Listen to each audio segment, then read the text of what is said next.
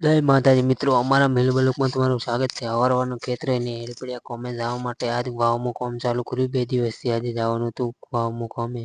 આખા ગામનો વરસાદ વરસ્યો, આખા ગામનું પાણી હોય આવ્યું તો આખા ગામનો રેત ત્રણે હોય આવ્યો છે. હેડવાની હાલત ખરાબ થઈ જાય હેડો એટલે ગુડે રસ્તે આપણે કેનાલે આવી ગયા. અહીંથી જવાનું સીધું ઢેમા રોડે. આપણે સીધા ઢેમા રોડે આવી ગયા. આપણે આજે કોમે જવાનું હતું. આપણે જવાનું છે કપલેસર પાસે કોમે. અહીંયા રાખ્યું છે ક્ષેત્રમાં કોમે જવાનું. આપણે આવી ગયું બાઈક. આપણને તેડવા બાઈક આવી ગયું હતું. આપણે સીધા આવી ગયા કોમમાં છે. કારણ કે ઓલી ટાઇલ્સ કઈ કાલે મારેલી હતી. આજે એલિવેશન લેવાનું હતું ને સંડાસની થોડીક ટાઈલ્સ બાકીથી લેવાની હતી. એલિવેશન ચાલુ કરી નાખ્યું.